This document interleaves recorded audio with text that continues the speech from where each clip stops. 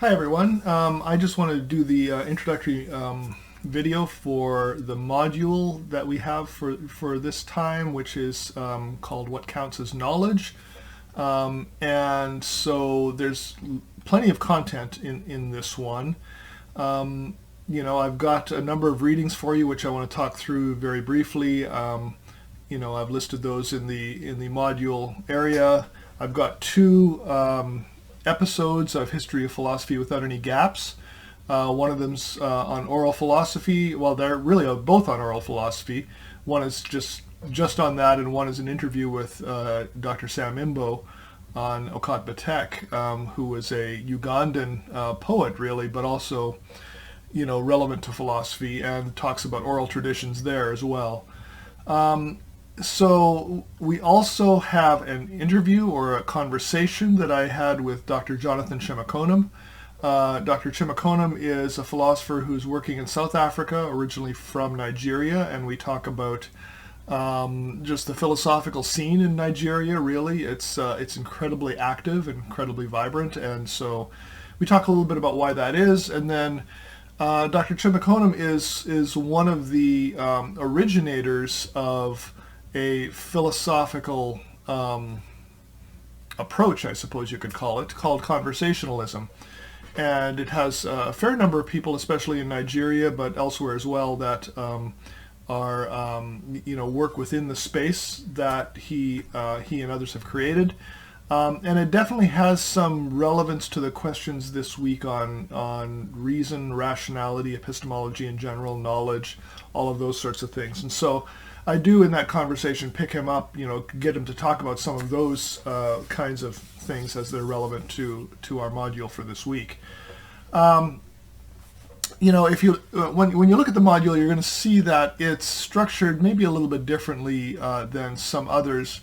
What I've done is structure it in terms of two groups of questions, I suppose you could say. One of those groups is what I'm calling kind of classic questions, central questions, and this is by no means exhaustive. There are other questions that within African philosophy that one can ask about knowledge and its related ideas. And then I have included an excerpt from a book that I wrote a number of years ago, listing a bunch of what I'm calling new questions about knowledge, reason, epistemology, things like that. And so, I basically what I'm trying to do is to get you to think about approaching epistemological questions, as asking something. I really do think that is a core competency of philosophy, a core tool that we have, asking good questions. And I think this is one of those areas where we can do that.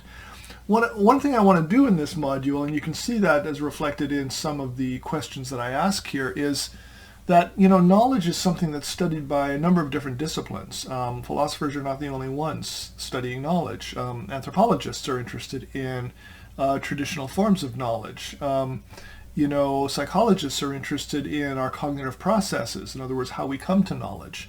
Sociologists are interested in the ways that what we call knowledge as individuals is influenced by social situations, institutions, things of that nature, and so forth. I mean, there are other disciplines as well that I think have a hand in not just creating their own knowledge using their own methods, but looking at knowledge as an object of analysis, of interest.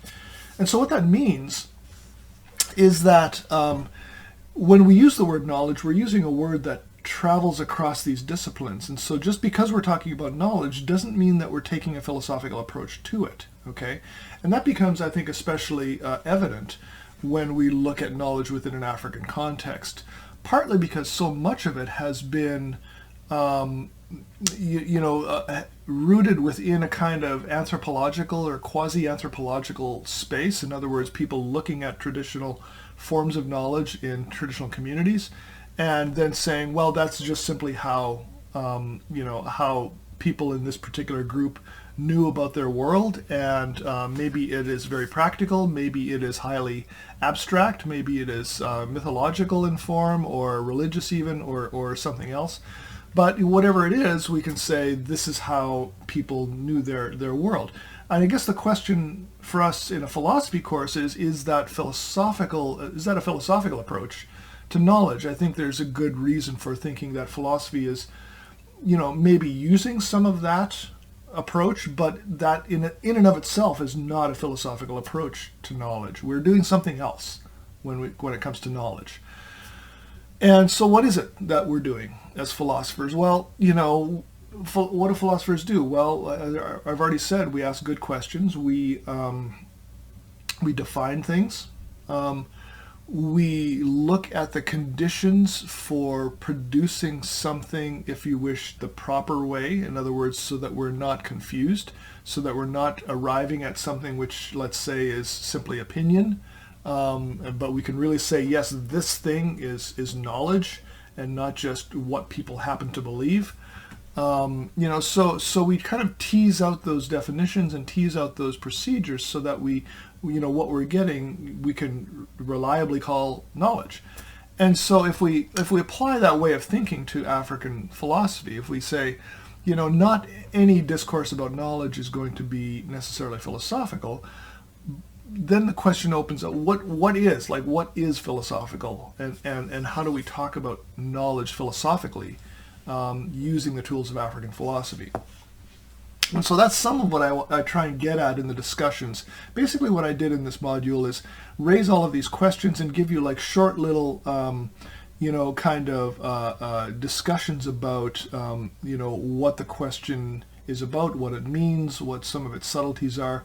But what I'm hoping to do is drive you back to the readings, drive you back to the conversation I have with Chimakonam, drive you back to the History of Philosophy Without Any Gaps episodes, drive you back to that source material so that you can start thinking carefully about what knowledge is in this context, and not simply, as it were, transport a Western sort of notion of what knowledge is.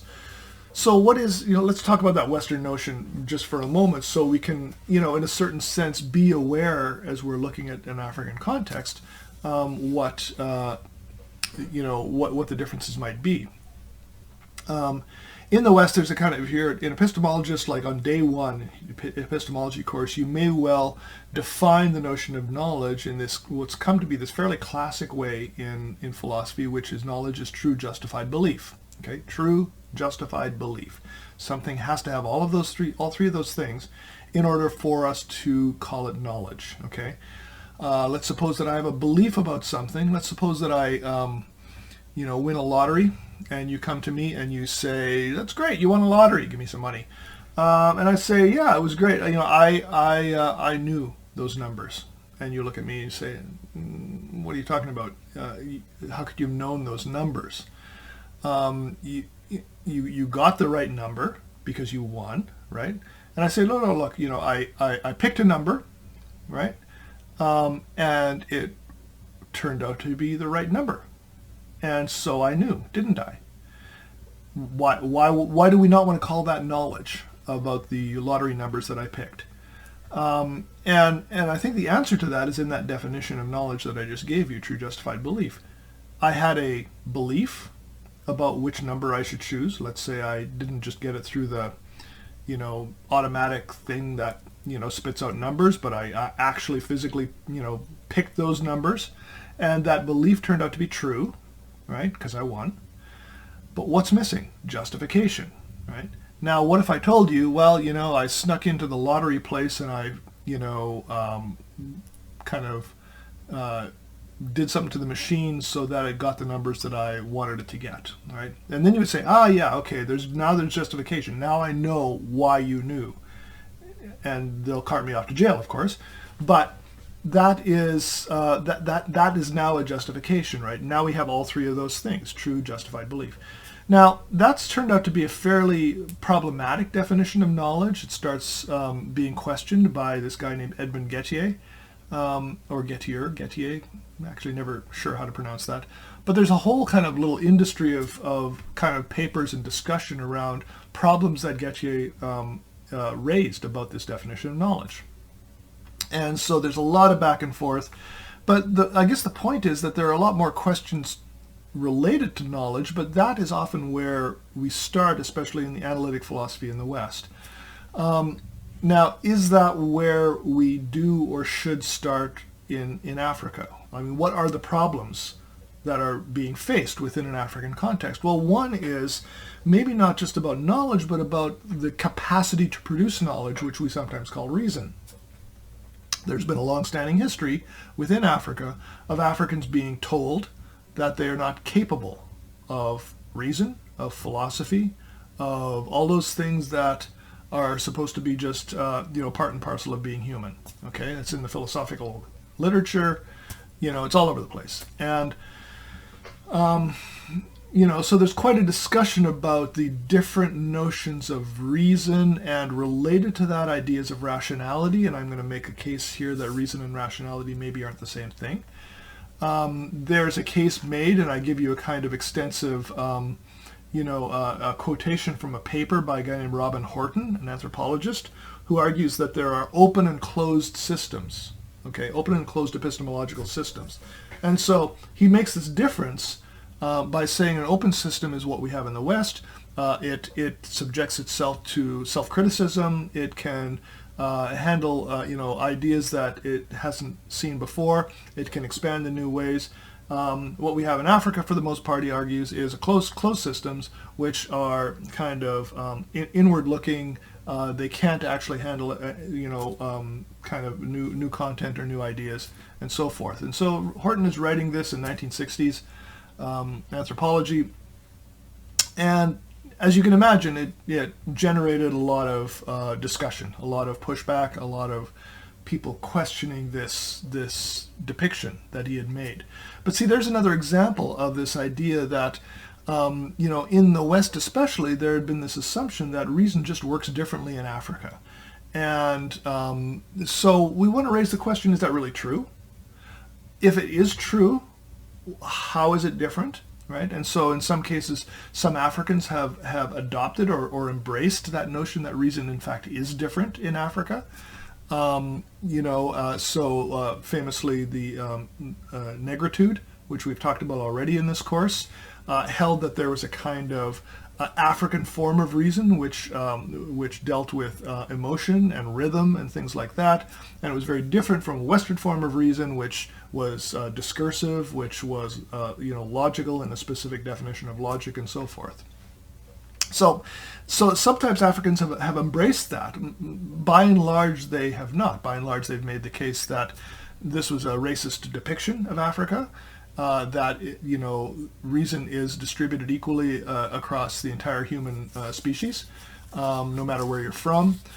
But some people still want to make a kind of distinction, even among Africans, and we're going to see this in the discussion with Chimokonem, who argues that there is a different kind of form of logic that is necessary, that's not just a two-state logic, trues and falses. He wants to argue that there's more than that, more states than that. And for him, what that means, and this is, he's not the first one to suggest that, but usually what it suggests when other people have used it is, a certain kind of middle state that designates something we don't know, or something about uncertainty, or something like that. That's not what he's trying to do here. He is trying to imagine a logic which takes context seriously. That's part and parcel of this notion of conversation, right? It's not just conversation, not just talking, people talking to each other. It's a condition of knowledge production. And so for Chimokonem, there's this idea that there is a logic that's embedded within African languages and African cultures that does something fundamentally different. Now, he doesn't want to say that it's only African, though. He wants to say that it's available to everyone. It's already there with everyone. But what the West has chosen to focus on is this binary logic. He is not trying to deny Aristotelian binary logic at all. He thinks that it is subsumed under this larger or more expansive notion of logic that takes context into account. And so, so you see people within Africa embracing this notion that there's maybe a difference of a sort, or at least a window, right? So ultimately, Chimokonum is not going to want to say there's really a difference, right? I mean, reason is the same everywhere, but if we truly understand African languages and African culture, we have a way of getting into something that has not been readily available within the West. So that's one set of questions, that lead us to reason and rationality. There are questions around the transmission of knowledge. So, for example, the podcasts talk about orality, the idea of oral transmission. So what does that do to the discussions about the nature of knowledge? Is knowledge only hearsay at that point? Well, a lot of African philosophers want to say no. Actually, orality is a form of literature, if you wish, and there's a reliability to it. It's not the same reliability as writing, but it's there nonetheless. So that notion of orality may come along with a discussion of knowledge. Our old friend language, which we looked at last week with metaphysics. We argued about we talked about the question of whether language has a part in our metaphysical understanding of the world. Well, maybe it also has a part in our epistemological understanding of the world. In other words, and maybe the tie is even tighter, because our strategies of knowledge almost always have to come through language in one form or another. So that opens the door to asking, if you are doing knowledge production in different languages, in non-European languages, does that make a difference? And the same kind of question we asked about metaphysics.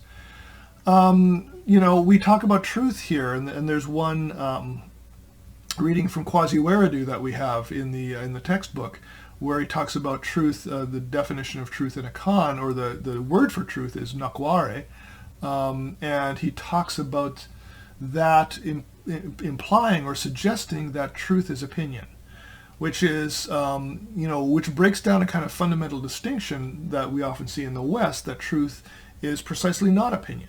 Okay, opinion is something that you as a person hold. Truth is something available to you to be shared, or to, that other people can see as well. And so we really have to get into what Wiredu is trying to say when he makes this claim that truth is opinion. And so that article is really important, and please pay some attention to that. As I talk about these articles, by the way, the first one, and you may have noticed this already, but in the textbook, the first article in any section is often a kind of summary of some of the core concepts, and it was often written for, especially for this volume. The one on African epistemology by Didier Kafagawani and Jeanette Malharbe is a good essay. It's a really good essay. I mean, it brings out a lot of the really kind of central questions, central issues, I think, very nicely. And so, I'd like you to read everything, of course, in this course, but that one I think especially pay attention to, because I think you'll get a really good picture about the questions around knowledge. We also pick up with Magobe Ramosa the idea of Ubuntu, and we have two readings on that, one at the beginning of the book, and then one in this section on epistemology. And what's interesting is that, and we're going to come across Ubuntu again, because it's often thought about in terms of ethics or politics as a way of treating each other. But Ramosa does something interesting with it, I think, which is to also turn it into a kind of a form of knowledge production, or a space for knowledge production. Let's put it that way. And so the way you see him framing it, especially in the chapter in the epistemology section, is to really look at the ways in which cultural knowledge, I mean, that's what Ubuntu is after all. It is a kind of cultural space in which decisions are made, which knowledge can be produced, as well as ethics and other things as well. But he really talks about this in terms of being a kind of forward-looking thing. In other words, he's interested not only in looking back to some sort of essence of being African, he's looking forward into how do we create, an Africanity. So that's a notion of becoming, not just being. And he puts the two of those things together, which is, it should be said, very rare. Most people fall on one side or the other, that, being has priority or becoming has priority. And for Ramosa, he wants to argue that Ubuntu puts both of those things together. And so I think I think Ramosa's piece here is really interesting. That piece is part of a longer book that he did called African Philosophy Through Ubuntu, and we're going to talk a little bit more about that book, in upcoming modules. And then we have an essay on logic and rationality by Godwin Segolo.